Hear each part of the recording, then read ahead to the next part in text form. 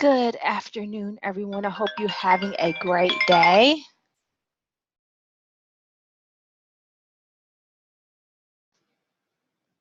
Hello. 1 o'clock tomorrow. Okay then. Bye-bye. Oh, hey. Hmm. She said you're gonna need a roof. Okay. Let me call you back. That's why they reduced. I can't go. I got to go into a meeting.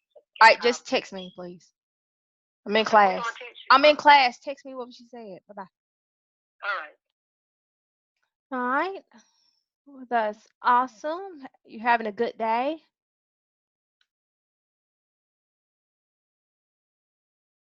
Yes. No. Okay. Well, let's go ahead and get started. We're quiet today. That's okay. Maybe because of the rain. Just in case you are able to hear me, you can't hear me saying this, but go ahead and make sure you refresh. You cannot hear me. Okay.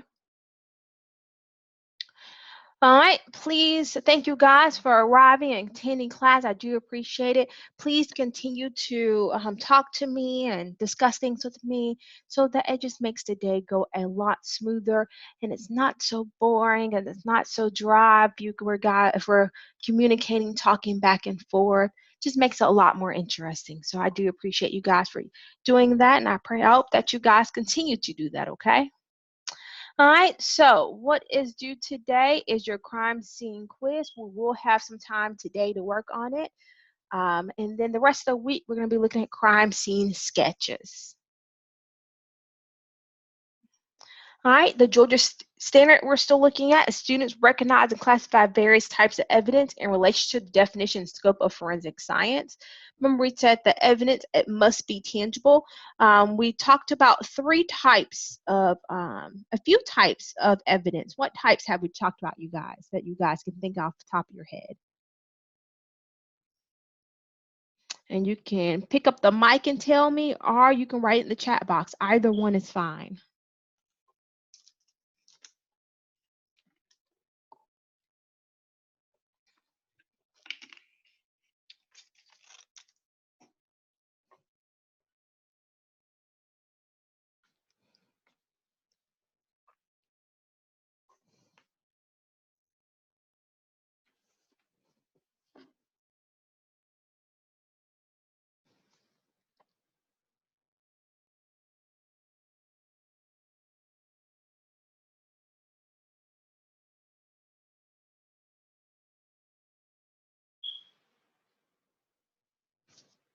If you're not sure about the spelling, feel free to abbreviate. We can figure out what you're talking about. So don't be shy. Hello, Robert. Hello, Zion. Hope you guys' days are going good. Hello, Ashanti. That's awesome, Robert. I'm happy to hear that.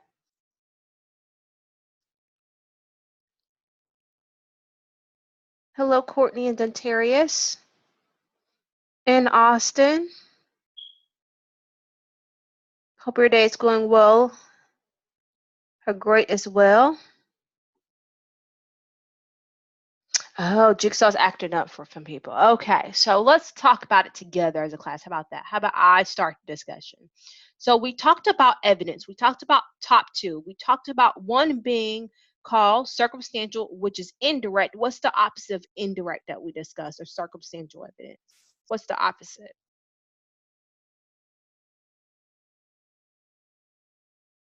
That's correct. Direct. All right. Now, can someone tell me the difference between circumstantial and direct? You can just give me an example of one of them if you like, or tell me what direct is will be fine, either one.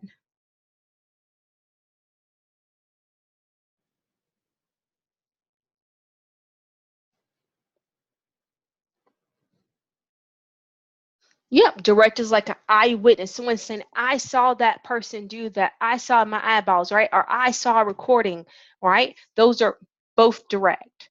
And then we have circumstantial, right? Circumstantial is like, oh, I saw that knife there, or I saw that gun there, or I saw that person at the crime scene, but I can't really say for sure that they committed that crime. That's more circumstantial, right? And we learned that circumstantial can break down to what type that we talked about during the first week. That starts with a P. Circumstantial can be broken down to what?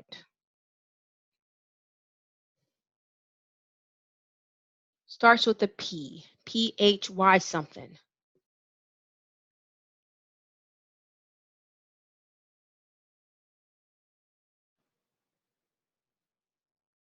Yeah, physical evidence, right? And then physical evidence can be broken down more into what kind of evidence? Something that's very tiny, something very small. It's hard to see. If you're not paying attention, you might miss this evidence. What kind is that?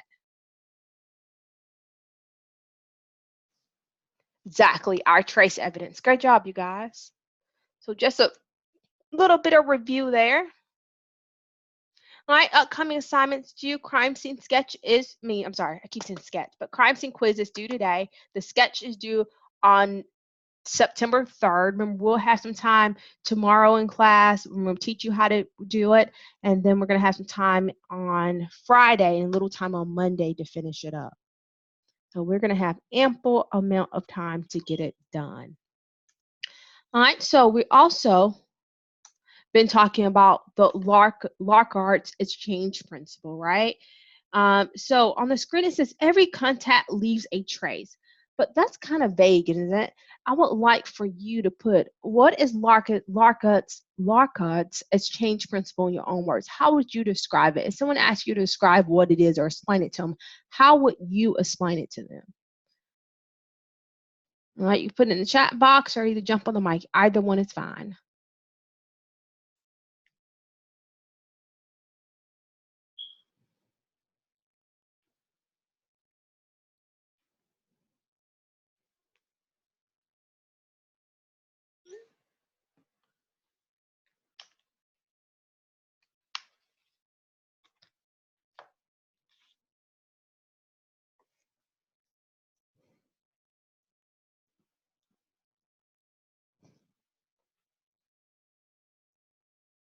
How would you describe it, or do you need me to explain it a little bit more and put it in my definition? Would you like me to do that?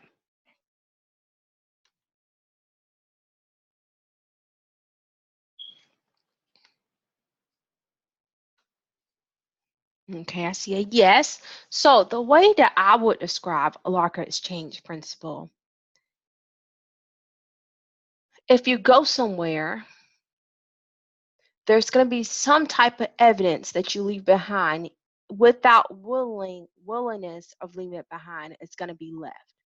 So for example, let's say I go into my brother's room and I tiptoe in there, he's asleep. I said, he's not going to know that I've been in here, right? But in actuality, I have left all kind of evidence that I've been there. There might have been some hair that fell out of my hair because there's always so many strands of hair that fall out your hair per day. I might touch something, right? And now my fingerprints are left behind. So there's always some type of evidence left behind that shows that you were there, even without meaning to do that. Okay? So every time I come in contact with something, I'm leaving something behind that may share my identity.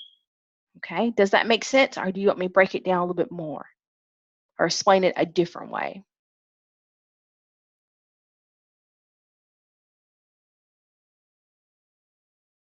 Okay, it makes sense. Okay, awesome.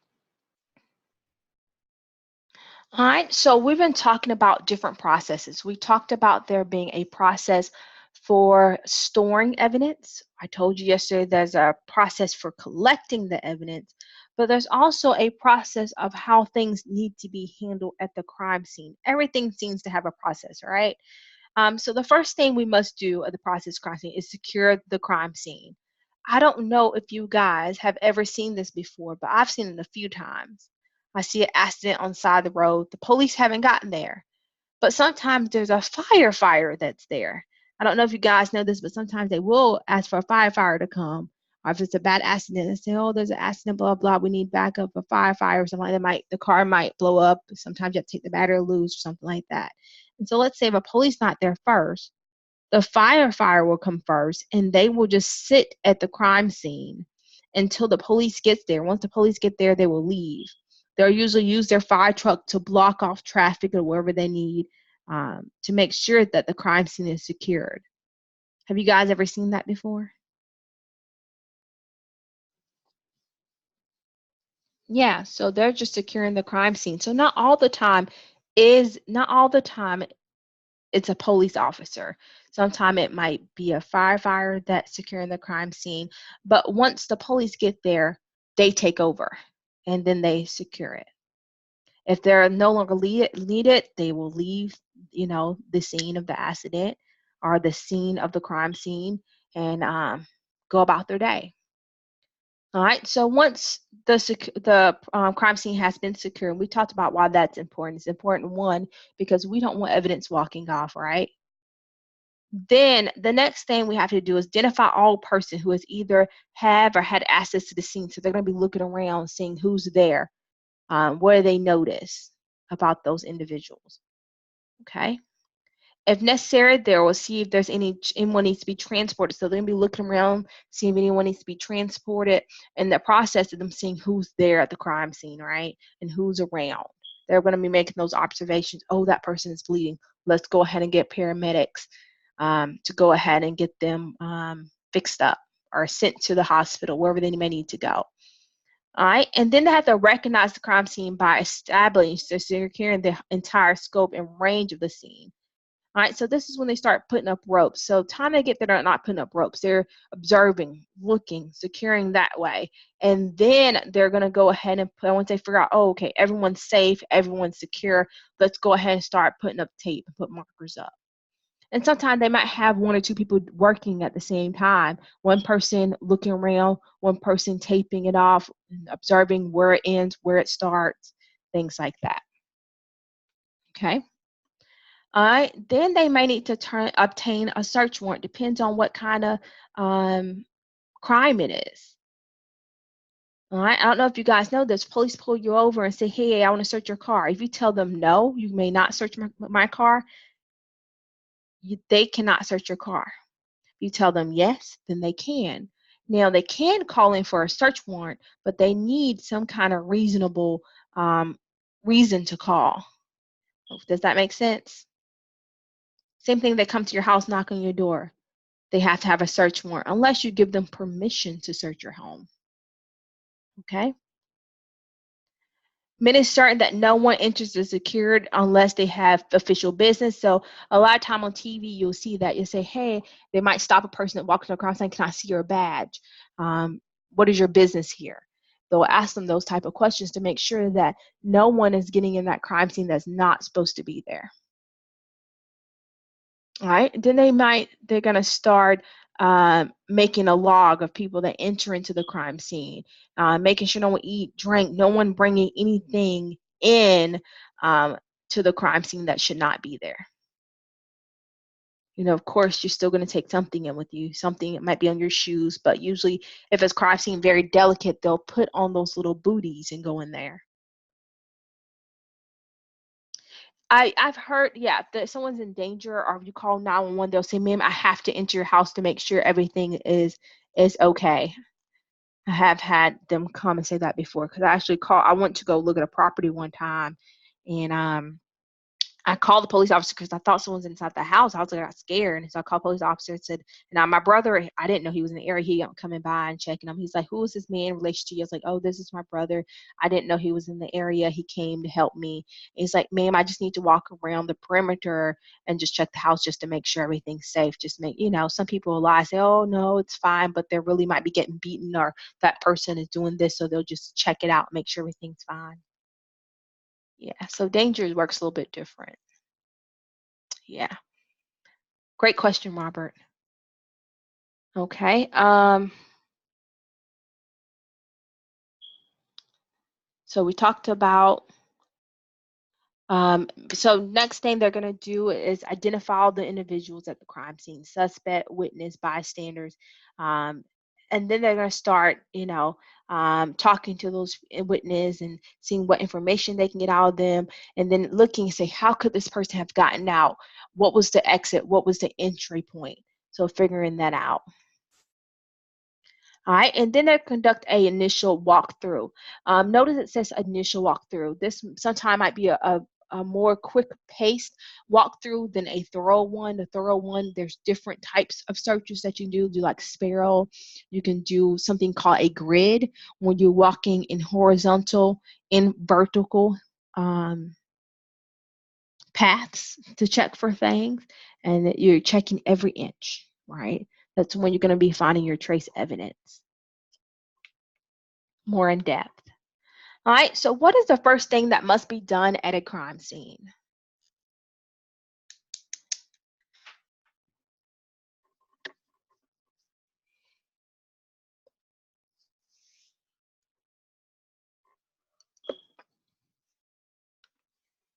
All right, what is the first thing that must be done?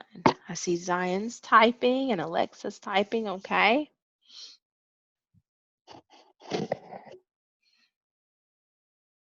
All right.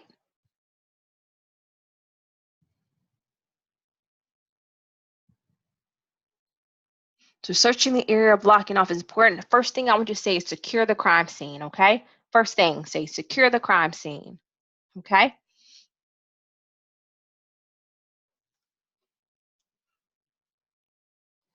All right, so there are different crime scene personnel. There's people like police officers who are your first responders typically to the area, and they're there to protect evidence. We do have detectives who are members of the police force that interview and witness, interact with the crime scene investigators. We also have the paramedics who render medical assistance to those that are injured.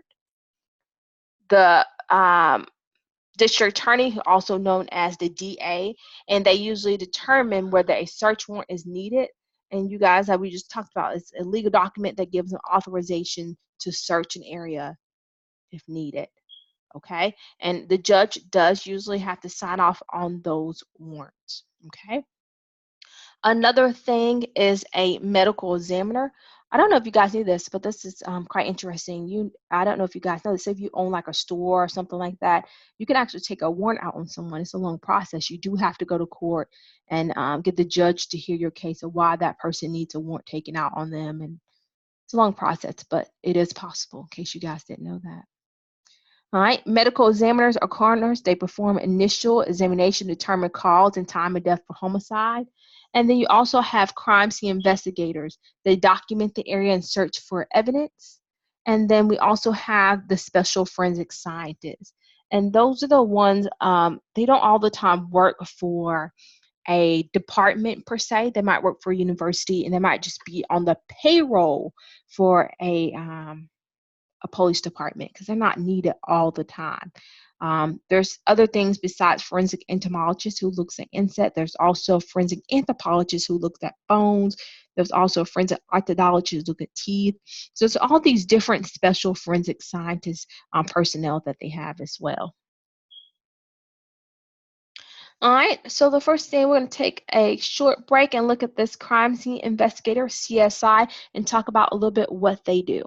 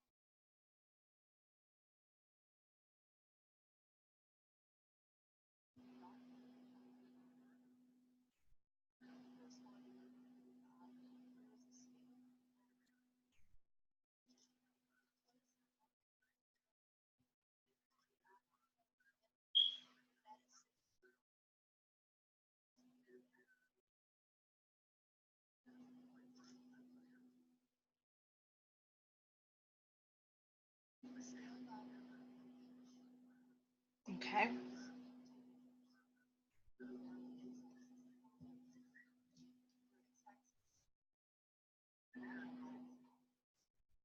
And I noticed you said something about flashing this morning.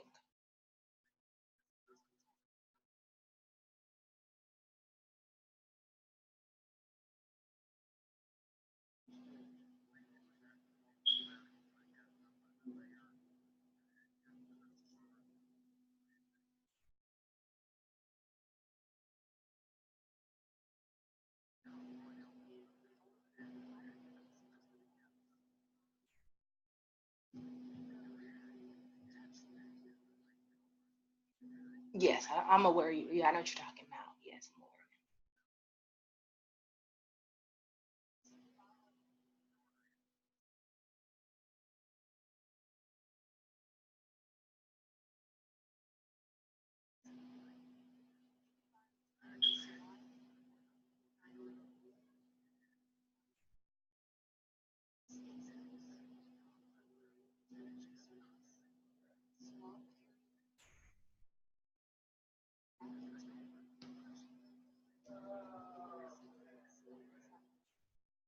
Okay.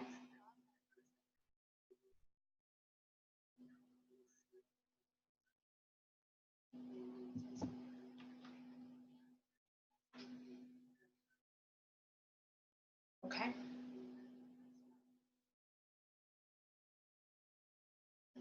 Okay.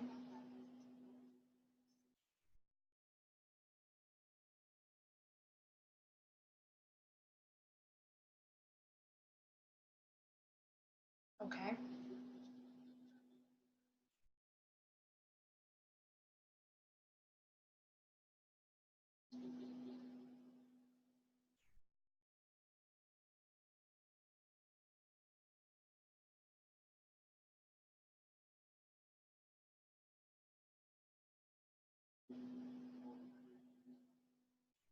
Okay.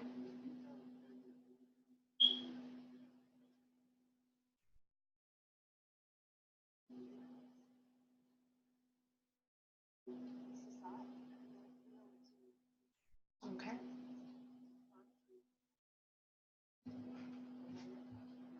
All right. Can you go ahead and send me an email? We'll just discuss what you're gonna do, and I guess eventually we'll have someone come out and fix their cedar shakes. Is that correct as well? Okay. You know, we got the roof fixed first. I am aware of that.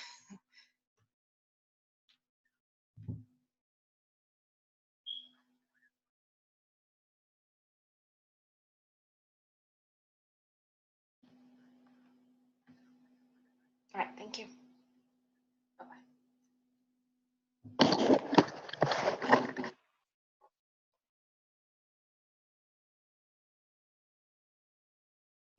Okay, awesome. So, as you just saw, they had a crime scene investigator. You saw them measuring something with tape from one point to one point. Remember, we talked about those numbers, and I said, "What do you think those guys? What do you guys think those numbers are for?"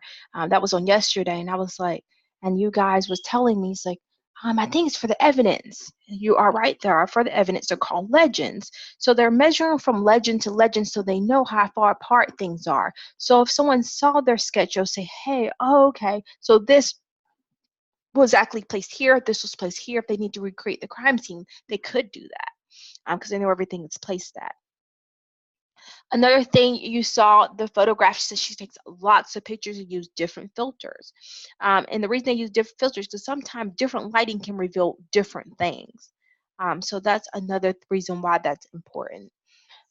You do not need a degree in order to become a crime scene investigator technician.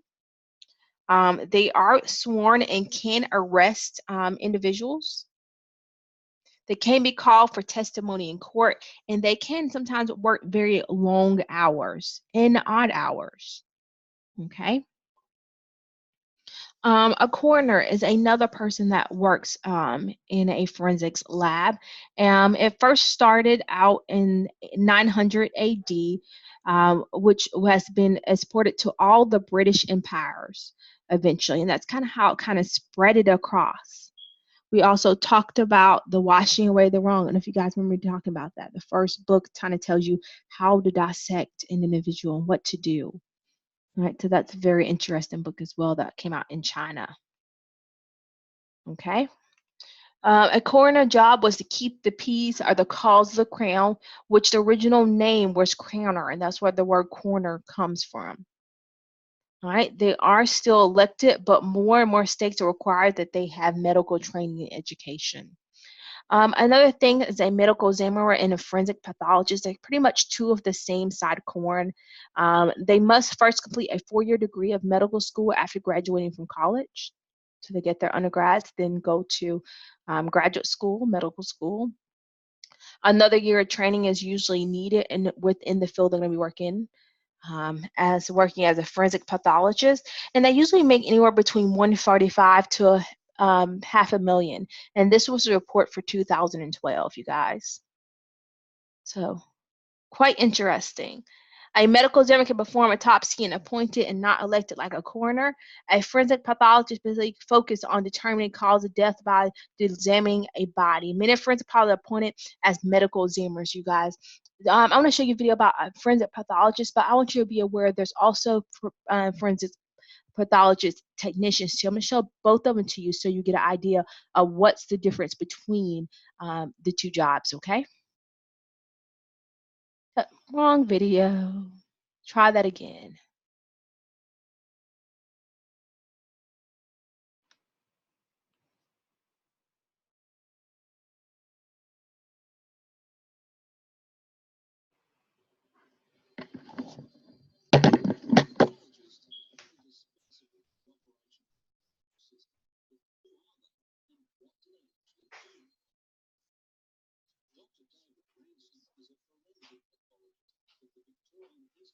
He said he gonna get me something and he gonna text me something and writing what they're gonna do. They gonna go ahead and take the first 2 rows of the shingles off all around the house and replace it. He said he's trying to find a place for me in the schedule. They got to move some stuff around to get me fitted in.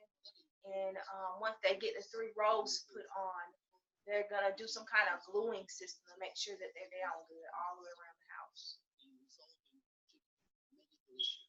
And I said, you are going to do something about the cedar shakes as well. He said, yes. He said, I'll put all this in writing for you. So he's going to be emailing me something in writing, tell me exactly what they're going to do. And then he's going to call me back with the time. I told him, he called me. He had called me back. And I missed his phone call. So I called him back. And he didn't pick up. And the other lady was like, well, I don't think he has an answer by now. So I'm gonna get him to call you back. I said, no, ma'am. I said, hold on. I said, I don't have time to keep going from person to person. I need to go through him. I said, my husband told me talk directly to him and deal with him. But I gave her email. I said, I'm waiting for an email from him. He said, oh, you sent him an email? He ever responded back? I said, no, I didn't say that. You're confused already. I said, I need to speak to him directly. So, oh, I understand you want to cut me out and blah blah. Yeah, I do, because you always get things wrong. And so I told him, he's my, oh, I don't know when I can get you in. Then he called me back. I said, listen, I said, right now, I'm sick of dealing with this. At this point, like I told the other guy, I'm about ready to just call my lawyer and be done with this. I don't got to deal with it. I told him just like that. He's like, well, give me about 30 minutes and I'll call you back and give you an answer. I told him, I don't have time for this. I told him just like that. I told him this. I said, I got better things to be doing. And call him every day. Yeah, well, none, yeah. Yeah, he didn't know what issues he gave her damn. What Krista wanted? I know Chris called. Oh, doing earlier. She called and asked me where you were. Well, she said something about she left some stuff to clean them dash in the garage when she was cleaning the car. I thought I seen something in a round container. I thought, well, you had something for the baby to wipe the baby, wipes or something. She said something to clean the seats. I feel I seen it out there. I know what. So I'm waiting for him to send me an email. I haven't received it yet. We'll see. I guess I'll probably go to jail. You like you need to take a nap.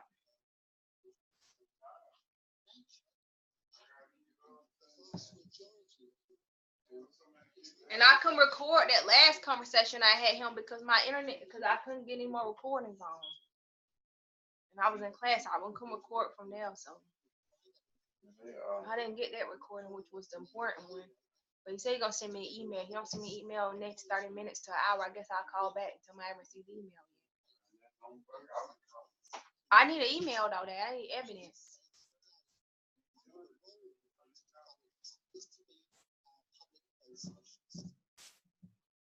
How long it been?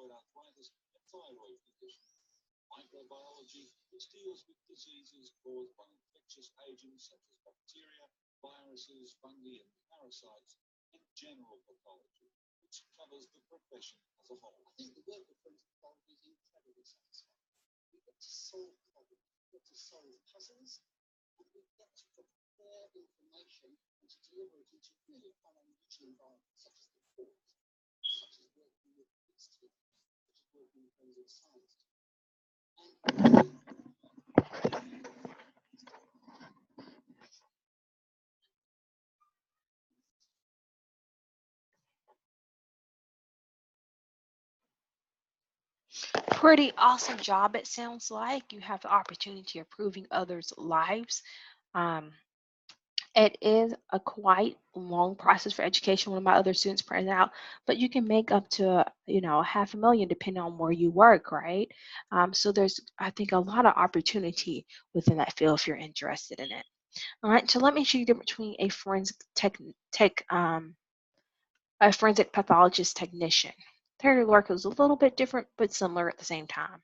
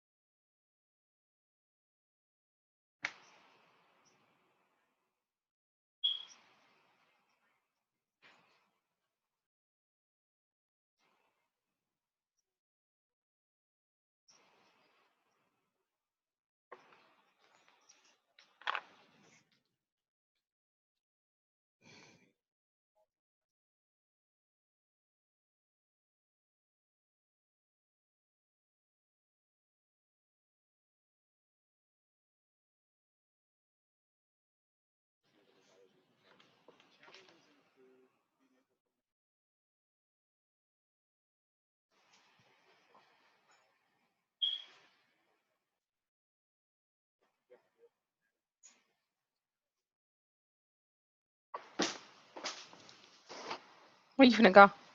Can you open that box? See what's in there.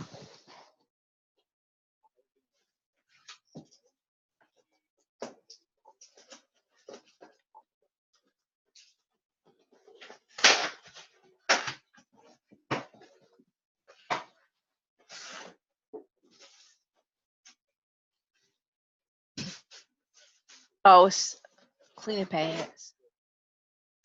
Cool.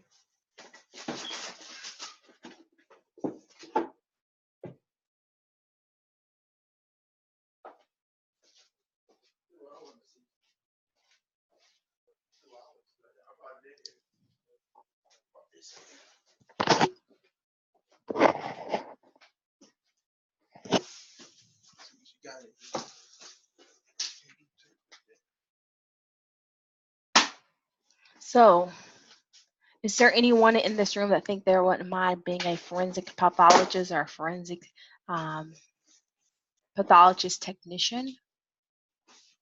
Are any of you guys interested in that at all?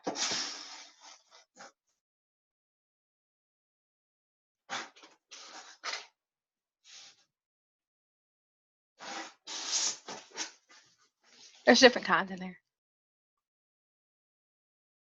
We're trying to figure out. Hmm. Oh, they're right here on the table. I don't have no small bags hot Cheetos. Sounds interesting, but you don't think you'll pursue it. It sounds like a challenge, but in a good way. Yeah, it does. All right, so for today, uh-oh, this is the wrong thing. I want to go ahead and give you some time. Let's try this one. This should be it. 27. Nope. Well, it's okay. I know what we're going to talk about. Go ahead, if you can, and go ahead and log into Canvas and go ahead and complete your crime scene quiz.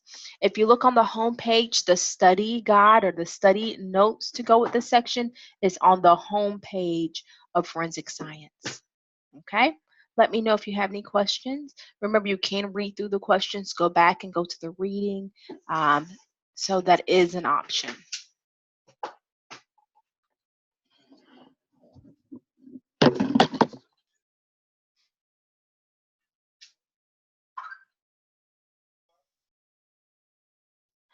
You guys, the time is now. It's time for us to go. Thank you so much for attending. If you have any questions, feel free to reach out to me. Remember, the recordings, it's on the homepage in case you need to refer back to them along with the study guide in case you need them. Hope you guys have a great Tuesday, and I will see you tomorrow. Bye-bye.